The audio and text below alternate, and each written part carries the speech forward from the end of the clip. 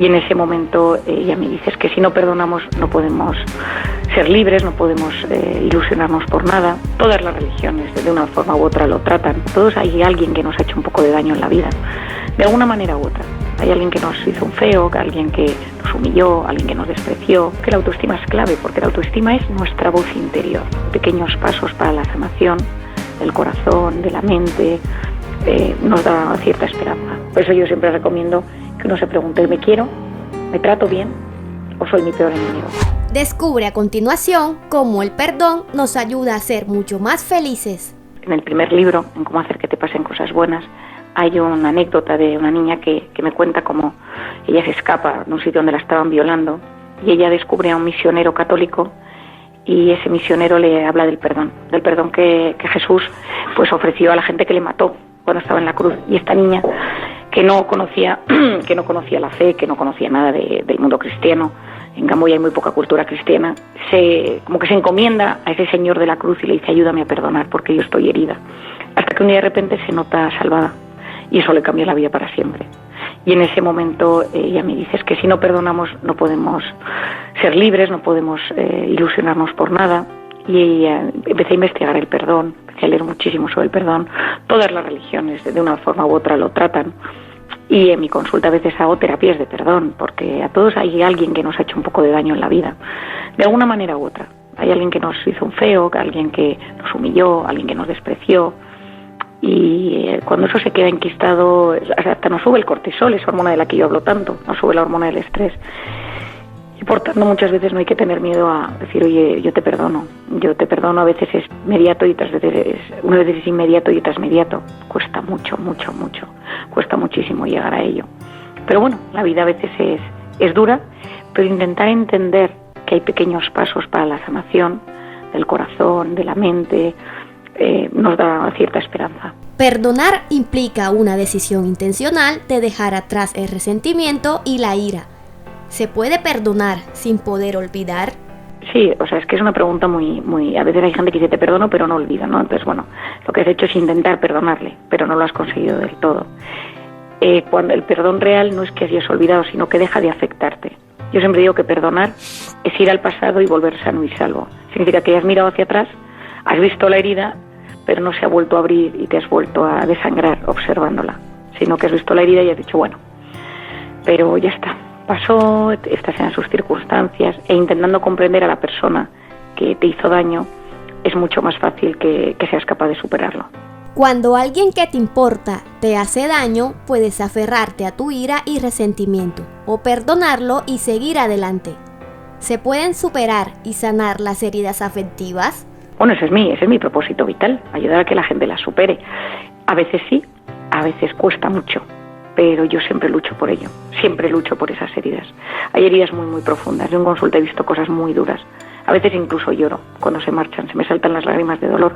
Soy sensible, soy bastante sensible, creo que tiene su parte buena, porque entiendo muy bien a la gente, la parte más negativa es que a veces se me apachurra el corazón, pero sí, se puede, claro que se puede, y muchas veces es entender el daño, intentar sanar en ese momento, porque toda herida tiene un impacto en el momento, es decir, es como lo sientes en cada instante, y otro es por qué pasó y qué circunstancias estaban alrededor.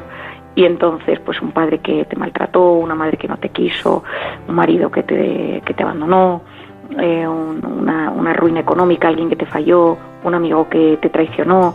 Es decir, son cosas que rompen el corazón, y a veces hay que aprender a vivir con ello, pero aprendiendo a entender las circunstancias y aprendiendo a perdonarnos a veces a nosotros mismos, porque a veces el problema es que no perdonamos errores que nosotros mismos cometimos. Es posible que nunca olvides la acción que te hirió u ofendió. Pese a eso, ¿se puede ser feliz con una herida afectiva? Bueno, y para mí la felicidad es aprender a conectar con lo bueno de cada día, ¿no? Es decir, eso que llamamos felicidad, que está tan de moda, hay que ser felices, pero bueno, teniendo en cuenta que la vida es una batalla. La vida, no conozco a nadie, como decía al principio, que no luche. Pero cuando partimos de esa base, ser felices consiste en tener unas expectativas moderadas e ir lográndolas poco a poco. quiero conseguir esto, quiero tener ilusiones, ir poquito a poco cubriendo esas ilusiones. No hay felicidad sin ilusión. Y luego también es aprender a conectar, pues que cada día pues pasa una pequeña cosa buena y esa cosa buena pues la disfruto. Pues algo con uno de mis hijos, pues lo disfruto. Luego quizá al cabo de un par de horas me den una mala noticia, pero he tenido un rato bueno. Y a mi cerebro y a mi organismo le he dicho, oye, hoy has tenido un rato bueno y luego has tenido un rato malo. Pero no puedo vivir siempre en modo alerta pensando que todo va a ser negativo. Si no cuidamos nuestra autoestima, no lograremos ser felices ni solos ni acompañados. Bueno, yo creo que la autoestima es clave, porque la autoestima es nuestra voz interior. Es decir, todos nosotros tenemos una voz que va comentando nuestra vida. Has engordado, tu jefe no te hace caso, tu pareja se porta mal contigo, no te mereces esto tan bueno que te está pasando. Y eso determina nuestra autoestima, que es cómo nos vemos, y eso lo transmitimos a los demás. Por lo tanto, esa actitud, esa autoestima, esa voz interior son claves en cómo nos enfrentamos a los retos, a los desafíos, a los problemas de cada día. Y muchas veces tenemos autoestima dañada porque nadie nos ha dicho que éramos buenos, nadie nos ha querido lo suficiente, nos han abandonado y sufrimos por ello. Por eso yo siempre recomiendo que uno se pregunte, ¿me quiero? ¿Me trato bien? ¿O soy mi peor enemigo? ¿Deseo para mí cosas buenas? ¿O soy de esas personas que es que ni siquiera creo que me merezca que lo bueno me pase? Justo ayer daba una conferencia y una chica al terminar me dijo, es que yo siempre me digo a mí misma, no te mereces lo bueno que te pueda pasar. Dice, quiero quitarme esa losa de encima. Eso impide tener una buena autoestima y eso impide disfrutar de la vida. Cuando hacemos uso de las redes sociales, nos exponemos a las críticas que puedan hacer el resto de personas sobre nosotros, lo cual puede generar una herida. A mí me preocupa mucho porque detrás de muchas redes sociales, especialmente por ejemplo en Twitter, hay muchas identidades fake, hay muchas identidades que no son reales y esas identidades critican porque cuando nadie sabe quién eres, dices lo que te da la gana, da igual que hieras a los demás. Y como nadie protege esto, como no hay nadie defendiendo pues que haya una cultura de la concordia, de una conversación sana, que de un debate desde el respeto, da igual, lo que importa es lo que yo siento. Y yo lo siento desde una identidad que muchas veces nadie conoce y por lo tanto no pienso al respecto. Vivo a base de gratificaciones instantáneas. Y esto a los jóvenes les lleva a vivir en un mundo de sensacionalismo, de sentimientos, de sensaciones y dejar atrás la parte de la cabeza, de lo que es bueno, de lo que me merezco. Y eso es terrible. El sufrimiento deja de ser sufrimiento cuando se le encuentra un sentido. Entonces, ¿tiene sentido el sufrimiento? Bueno, yo me lo he planteado muchísimas veces. Yo perdí un hermano y yo observé, presencié durante mucho tiempo el dolor terrible en mis padres. Mi hermana del alma, pues una de mis hermanas, perdió un bebé justo antes de la pandemia. Un bebé que ya había nacido, falleció. Se le paró el corazón. Y ese dolor, tanto de ella como de toda la familia, yo me preguntaba, es que no puede ser, ¿no? O sea, pero yo creo que es el dolor y el sufrimiento son los grandes incógnitas de la vida. Es decir, el dolor existe, el sufrimiento es, como dicen, más opcional. Es decir, como yo me tomo eso. Hay gente, otro día conocí a una madre que había perdido a su hija en cáncer y con una capacidad de entereza y que me decía, bueno, Marian, o sea, pues a seguir adelante, es que a todo el mundo le pasan cosas, tengo que estar muy unida a mi marido, tal, bueno, con una capacidad que, bueno, a mí me sorprendió en positivo, lógicamente. El sufrimiento a veces cuando llega nos nubla, nos bloquea, pero a veces cuando echamos la vista atrás nos damos cuenta que detrás de ese momento de sufrimiento lo que había era necesitabas este golpe, necesitabas darte cuenta, necesitabas bajar de, pues no sé, a veces nos cuesta ser empáticos, nos cuesta acercarnos a los demás, vivimos en el hiperactivismo de la vida y los golpes más duros de repente te bajan a la tierra. En otras ocasiones no los entendemos y simplemente es aprender a convivir con ellos e intentando que de ellos aprender algo, ¿no? De los momentos más duros, incluso de mi propia vida, pues yo he sacado cosas buenas. Yo escribí el primer libro en un momento de enorme dolor y sufrimiento. Uno de mis hijos estaba ingresado en el hospital por un accidente relativamente grave y yo sufría muchísimo porque él sufría un montón. Los dolores eran insoportables y era muy pequeñín.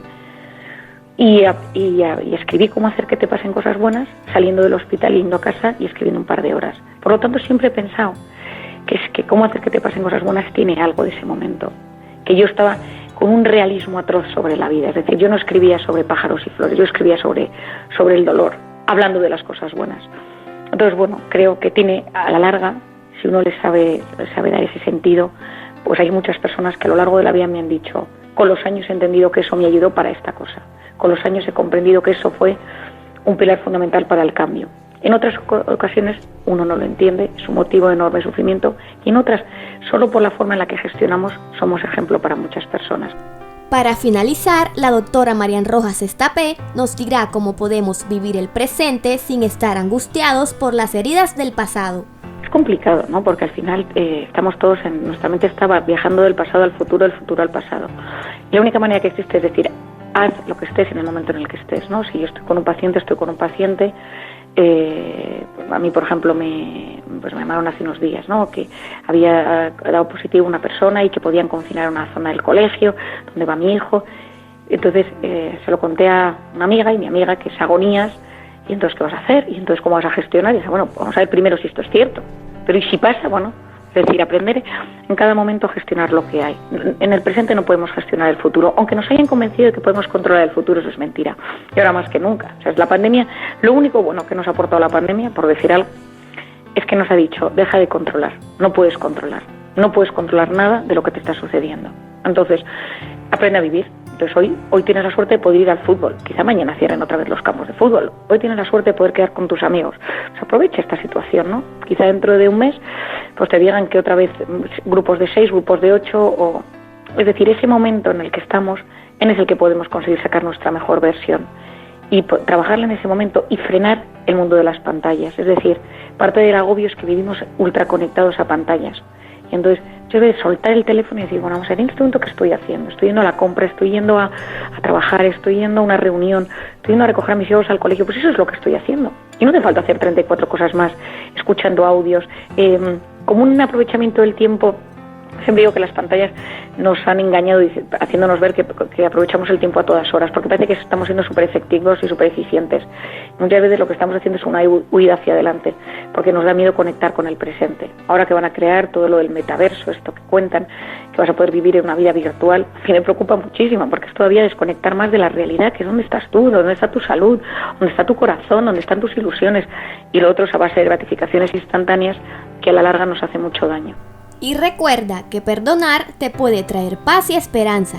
Dejar atrás los rencores y la amargura puede dar lugar a una mejor salud mental y más tranquilidad. Disminuye los síntomas de depresión, estrés y ansiedad, y sobre todo aumenta nuestra autoestima. Por último, quiero que sepas que la felicidad consiste en tener buena salud y mala memoria. Consiste en ser capaces a veces de olvidar. No olvides suscribirte, darle like y activar la campanita de notificaciones. Hasta la próxima.